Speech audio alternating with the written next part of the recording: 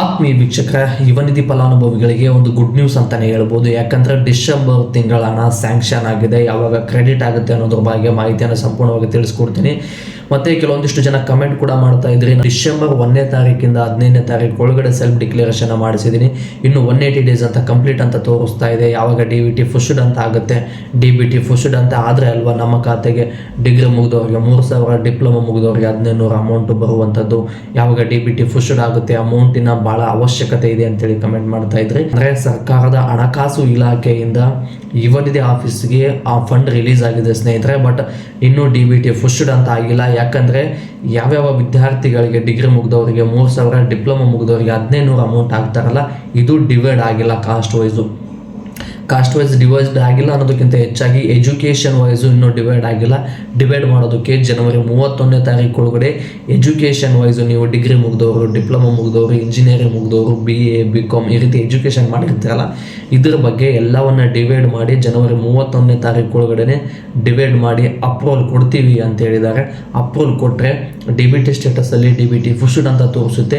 DBT ಫುಷ್ಡ್ ಅಂತ ಏನಾದರೂ ತೋರಿಸ್ತು ಅಂದರೆ 7 ವರ್ಕಿಂಗ್ ಡೇಸ್ ಒಳಗಡೆ ನಿಮ್ಮ ಖಾತೆಗೆ ಅಮೌಂಟು ಕ್ರೆಡಿಟ್ ಆಗುತ್ತೆ. ಇದು ಬಂದಿರತಕ್ಕಂಥ ಅಪ್ಡೇಟು. ಮತ್ತು ಏನಾದರೂ ನೀವು ಯುವನಿಧಿ ಹಣ ಮುಂದುವರಿಯುತ್ತಾ ಅಂತೇಳಿ ಕೇಳ್ತಾ ಇದ್ರೆ, ಜನವರಿ 12, 2024ರಲ್ಲಿ ಯುವನಿಧಿ ಹಣ ಮೊದಲನೇ ಬಾರಿಗೆ ಅರ್ಜಿ ಹಾಕೋದಕ್ಕೆ ಶುರು ಮಾಡಿದ್ರು.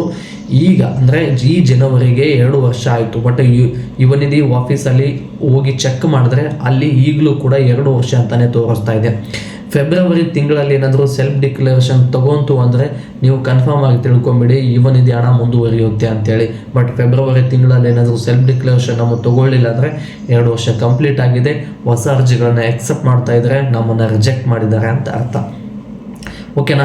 ಇದೇ ರೀತಿಯಾಗಿ ಇನ್ನೊಂದು ಕೆಲವೊಂದಿಷ್ಟು ಕಮೆಂಟ್ ಮಾಡ್ತಾ ಇದ್ರಿ, ನಾನು ಹೈಯರ್ ಎಜುಕೇಷನ್ನು ಮಾಡಿಲ್ಲ, ಯಾವುದು ಜಾಬು ಮಾಡ್ತಾ ಇಲ್ಲ, ಆದರೂ ಕೂಡ GST ಪೇಯರ್ ಅಂತ ತೋರಿಸ್ತಾ ಇದೆ.